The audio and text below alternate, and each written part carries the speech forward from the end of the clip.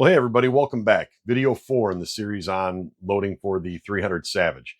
If this is your first time here, what we're doing is working up a load for a 1953 Savage Model 99 lever action rifle in 300 Savage. It was my grandfather's rifle. It's been handed down generations, and I've now handed down to my son.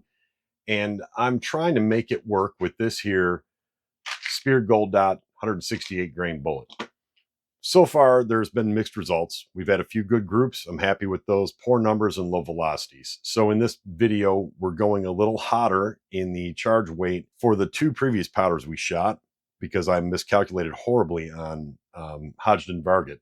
And then we're adding two other powders. So we're going to have 100 rounds total loaded here this time. We're going to have 25 in each of Varget, CFE223, Ramshot TAC, and Hodgdon Lever Evolution. Lever Evolution is getting a bad rap as being a controversial powder for this rifle.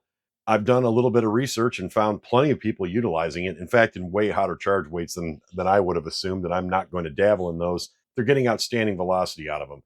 They're not always getting good SDs and ESs. I think a lot of that has to do with the fact that some of these are 22-inch carbine setup as the one that I have is, and that shorter barrel, you're just not going to get powder burnout before the bullet exits. I am taking a step to try to remedy something of our inconsistent numbers. I've done this before with success, where I've utilized a Magnum primer where a Magnum primer is not necessary. Now, before you get your pitchforks and torches, understand that I understand that you do need to lower your powder charge if you're going to utilize a Magnum primer in a non-Magnum setting. I do see that statistically, searching, you'll find most people document around a 2% difference. So that is the differential that I'm going to put into my loading, my charge weights for these loads to make up for the difference in the Magnum primer. So then to answer the question, why would a Magnum primer matter? Well, the theory is that that hotter flame stretches burn slightly longer, causes combustion more immediately with more powder, leading to a more even burn and less unburned powder at the time the bullet exits the muzzle. We're going to test that. So we're going to see if this theory is correct here or not, particularly with Hodgdon Varget, which we were not getting burnout and our numbers weren't that great last time around. So the brass is already prepped. I did all that and I primed them all with these Federal gold medal 215s, GM215Ms, large Magnum rifle primers, match. I utilize those because that's the large rifle Magnum that I have on hand and I've got a ton of them. The two lots of brass you see here, these are converted and have not been fired since conversion. These are the last batch that we utilized. They're converted and they've been fired once since conversion. So some interesting things about this brass versus firing the thinner walled or all the way around thinner factory 300 Savage brass is that these didn't grow very much. They grew about 1,000th in shoulder height, headspace, however you want to skin that cat, about 1,000th, where the factory 300 Savage Remington Peters brass would stretch several thousandths each firing. So very interesting. These didn't stretch very much. Shoulder didn't move much. After resizing them to correct that 1,000th and get that shoulder back down, I did notice I had some neck growth. So there we have some dimensional change with that very generous chamber in this rifle, allowing for some growth that the sizing die does not eat up. And as a result, when you move that difference forward, you're pushing all that brass up to the neck. So the necks were a little bit long. A couple of them, a couple thousand, some only 1,000, a couple of them were right on the money. And I'm guessing those were my lower charge weights, but I'm not positive. Could have been the difference between those casings for all I know. So, as an example, when I went and sized them, grab one here. 1.5920, that's the number I go for. That's where I like that shoulder to be at. And it matches now what I previously had, I hope. Oh, there you go. Same thing. So it matches the same as the converted brass after conversion prior to firing. Dimensionally, these are really the same. I will say that because I trimmed probably an average of 1,000th off of each of these, that these weigh slightly less now.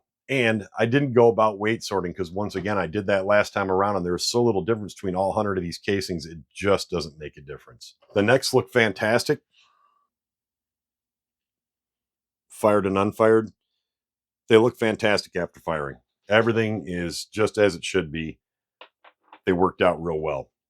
I like their consistency. I feel like I could take some of the blame for some of our numbers off of the brass because the brass is so consistent. That's a good feeling. Prior to this, I was utilizing that old brass, which was from several lots and boxes of ammo over the course of decades. Had no idea how to quantify the difference between all of them and how to batch them even correctly. Best I could do with those was to weight sort them, and even that was just ridiculous because there was about 7 grains difference between all those cases. It was terrible. Here you've got 100 cases with a half grain between them all. Perfect. They're outstanding. Yep. So the Speer Gold Dot 168 grain bullet. Yeah, there's a lot of people. I've had some contact with some folks that are, you need to buy this bullet, you need to buy that bullet. Maybe you're right. I could probably spend thousands of dollars buying bullets from every single manufacturer.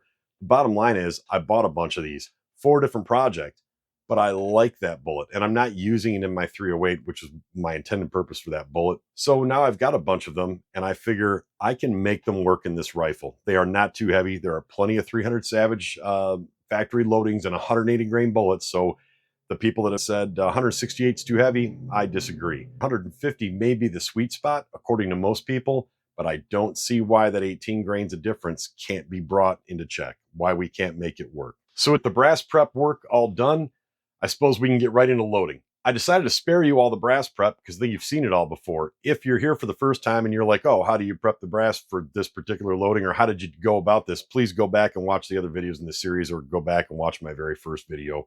To me, it's boring, mundane, and it just eats up a viewer's time. I want to get right to the meat and potatoes here, so that's why I'm moving on to loading.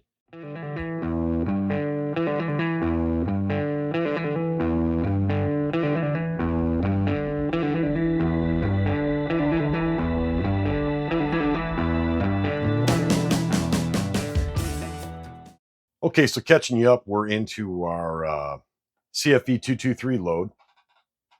41 grains currently, then we're bumping it up to 41 and a half, ending at 42. So far, everything just like it was last time. Seating is perfect. The cartridge-based ogive length is staying very consistent. Seating tension or pressure seems to be the same every time operating the ram. So far, all is well. Well, except for that overthrow by 2/100ths. And once again, I'm being real stingy on the charge weights. I'm getting down to dead nut zero. It's tough to do. The machine doesn't always want to do it, or it'll trickle out one extra kernel. That'll put you over by, say, 100th, and that's it. It'll give you the red light and tell you to do it again. CFE223 is sort of a medium small ball spherical powder, however you want to describe that.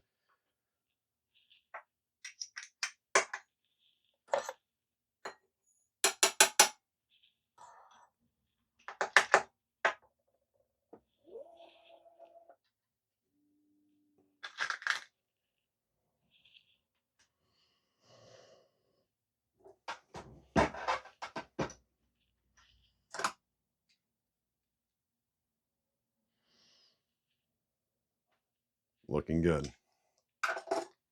All right, on to the next powder.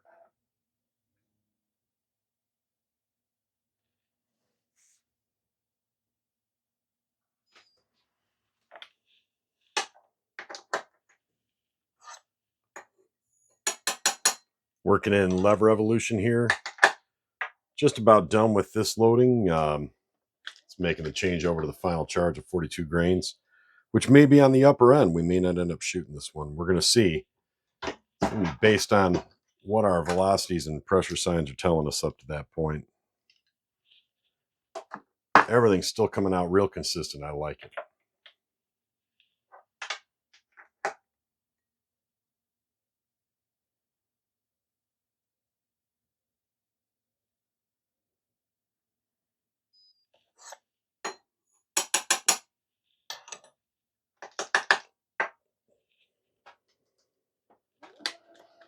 A couple more of these, then will be another powder change, and we'll be to our second firings, or second 2 times fired cases.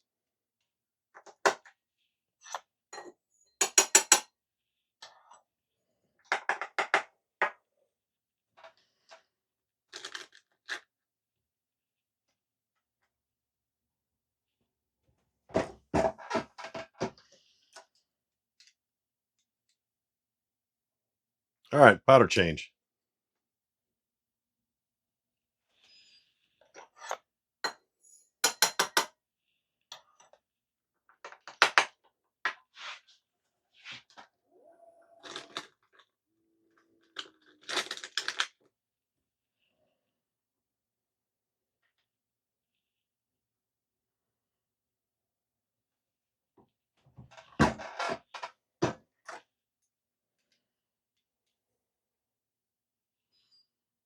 Good numbers.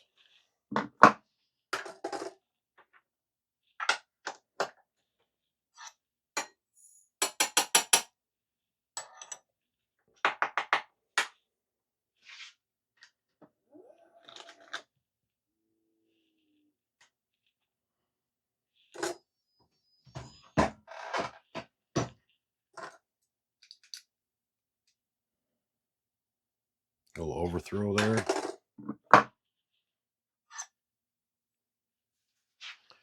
Varget's that bigger cylindrical, or larger cylindrical extruded powder. It can be a little touchy for getting right down to 0-0.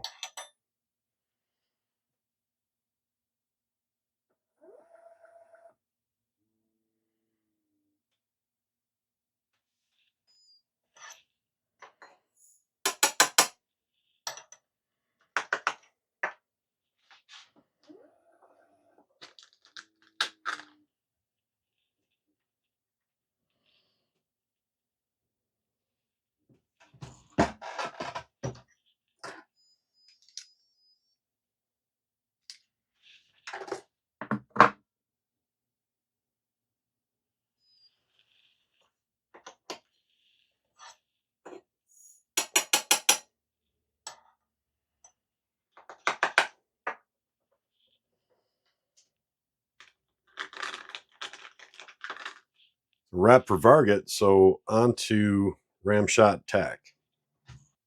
Okay, working on TAC. Getting down to the end of it here. It's dancing right on the edge.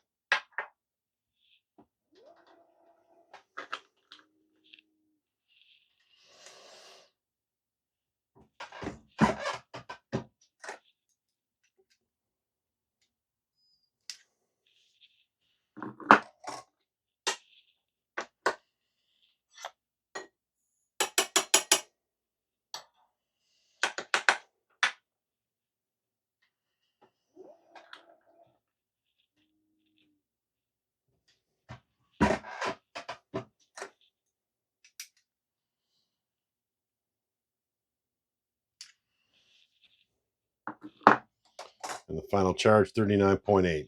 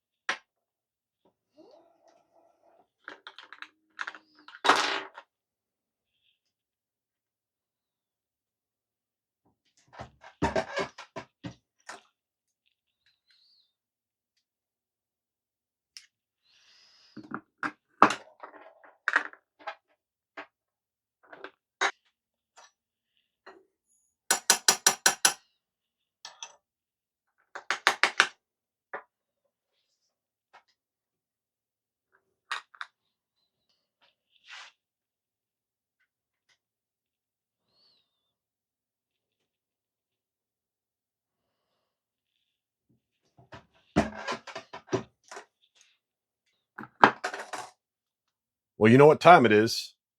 Take them to the range, make them fly straight. Real quick, I had an email with a question about the bore condition of the barrel on this rifle. And here you're going to see some footage from my bore scope after cleaning it. This is just prior to this trip to the range. And here it's down to bare steel. And you could just see that while machinists were better than a machinist today, typically in 1953, the tooling that they had to utilize left a lot of striations in that steel. You can see a lot of variation there, a lot of topography. You don't really like to see that, but I'm hesitant to lap this barrel anymore because I don't want to take away any more steel than has already been lost through its years of life and use. You just see a more primitive rifling or more primitive machining when you look at an older bore like this most of the time. And here you're seeing right at the throat, and you can see there's quite a bit of scarring and scoring there from poor tooling. That's that. You also can see some spots where there was obvious pitting or rust at one point in this bore. That's all. Just wanted to show you. Okay, we're at the range. We got our target set at 100 yards. Shot marker target system is up and running, and a target camera in place. A thing to note here is you're not going to see any footage of the actual rifle going off or the audio that goes with that, because I forgot to power on the microphone for this entire video. As a result, I don't have any visible audio spikes in the audio file that goes with that video to line up the shots to trim these all down with. And rather than bore you to death or take the countless hours to string it all together, you're only going to see the results on the shot marker and the live target cam. It was a very windy day. There are a couple of instances where you will see the shot marker place a bullet impact close to or adjacent to, but not quite where it actually was on the paper. You'll notice that. This happens in really high wind conditions. We had some pretty good gusts today, and that's the way it turns out sometimes.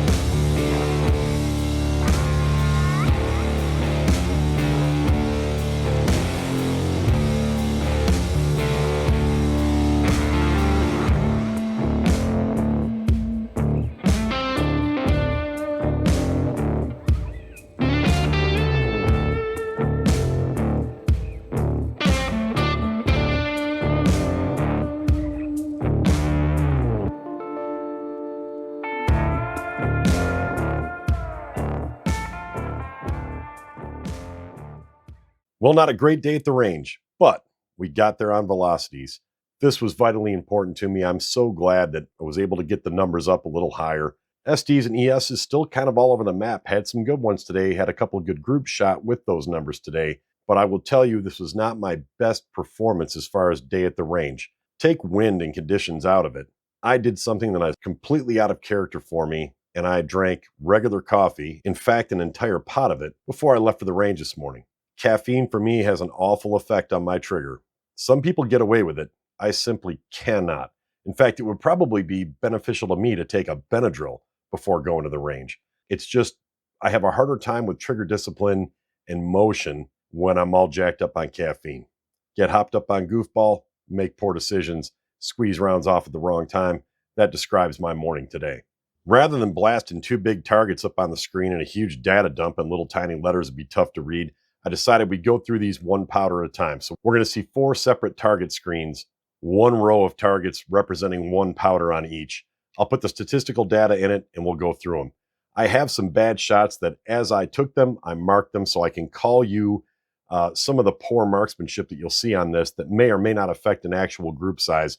But in 1 or 2 cases in particular, my failure on the first shot of the group led to a poor group size where the rest of the group was actually very respectable. And in fact, one of them quite awesome. I would do anything to have that second over again to redo that first shot to see what the actual group size was. But there is some good data there that comes from that. And though we made our desired velocities with these loadings today, taking a long look at that brass, we saw no pressure. I was checking them as I shot every group, and we stumbled upon no problems. So this is how you're going to see each of the targets for each of the powders. And where you see an asterisk underneath the shot group, that's where I'm calling poor marksmanship or where I had suspicion that I had caused the problem with a bad shot. Here we started off very low and ended up very slow. This is the first time shooting the CFE223. The second group there at 40.5 got a pretty decent group. I'd like to know what that might look like on a day where I'm not jacked up on caffeine. However, I didn't call any bad shots here until the very last group.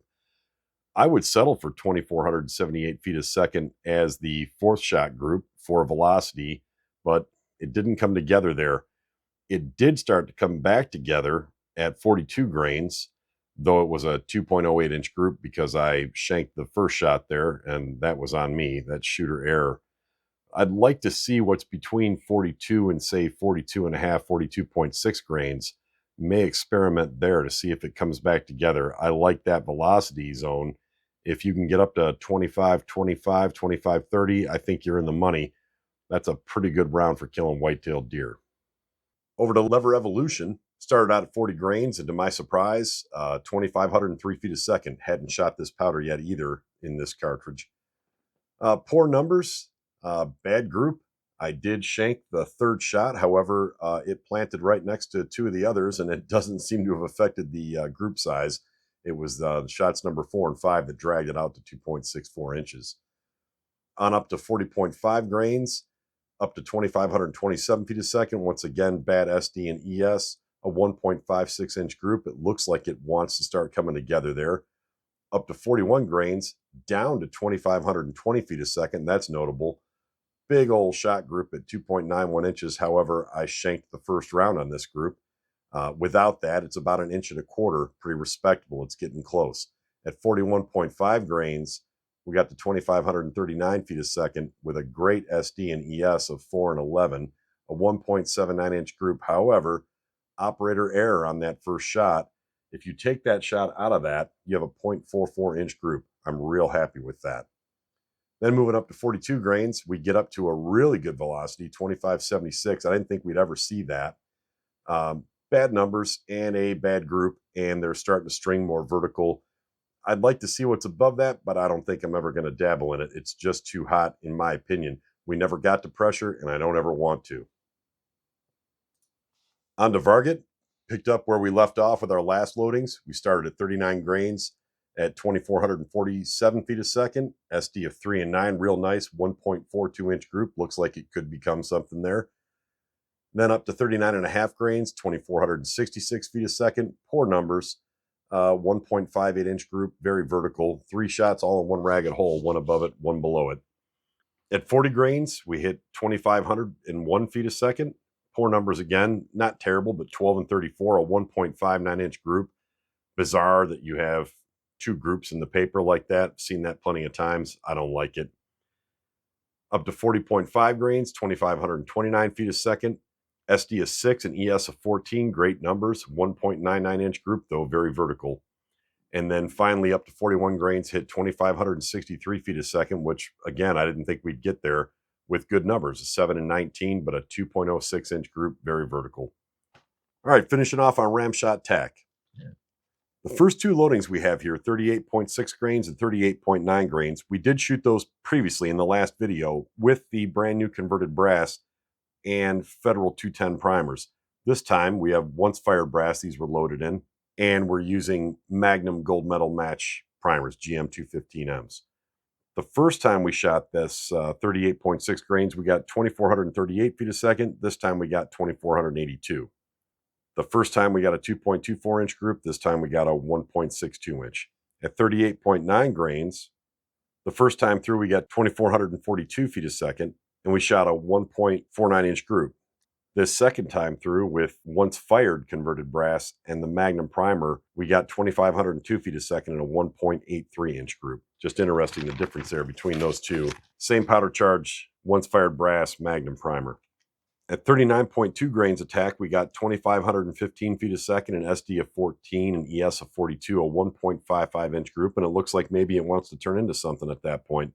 But then moving up to 39.5 grains, we got 2,539 feet a second, SD of 12, ES of 34, a 2.48 inch group. However, I shanked the first shot, and without that first shot is just inside of 1.25 inches.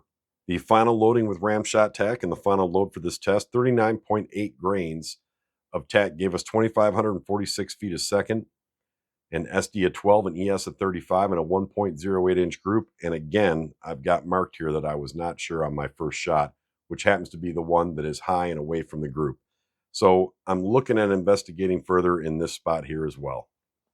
So looking at where to go from here in a future workup, I'm looking at CFE223, 42 to 42.6 grains in small increments. I liked what it had up top, and I think it was heading toward another node there, and we were just short of it. That's my belief. I'm going to test it and find out. We were still well under pressure. I don't have any fears for our velocity or pressure in a slightly hotter version of what we already shot in that powder. Lever evolution, 41.2 to 41.8 grains. This is already within the powder range that we've already shot. It's where I got that best group. I'd like to confirm that and also dabble around and see how wide that node or band is right there. 41.2 to 41.8 ought to get us there. Ramshot TAC, 39.6 to 40 grains. TAC, I liked that last group at the very tip top, 2,546 feet a second, and we got a 1.08 inch group. And like I said, I flubbed that first shot. I'd like to see what that can do in that range without putting a bad round in that group. So we're on to that. Varget, I'm kind of underwhelmed with. I did get some good numbers this time. We got 3 SDs under 10, 3.5, a 5.7, and a 7.3. That's outstanding. But what we didn't get was groups. We got a 1.42, 1.58, 1.59, 1.99, and 2.06.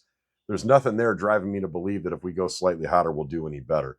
So I think I'm going to set that one aside for now. But I do want to try Power Pro 2000 MR. Happen to have a jug of it. I'd really like to see what it does here. It's another good medium rifle powder, sort of fits into that same 308 band and possibly useful in a heavier weight 300 Savage, which is what we have going on. So all that in a future video. Thanks for stopping by, everybody. I appreciate you being here. Also look for a new video series. I'll be starting on a 7mm PRC. It's going to be a fun one. A really lightweight, thin pencil barrel for a moose hunt. It's going to be an interesting series for sure. We'll be loading some heavier weight bullets in that. Anyhow, I hope to catch you in the next video and the next series. Until then, take care and shoot straight.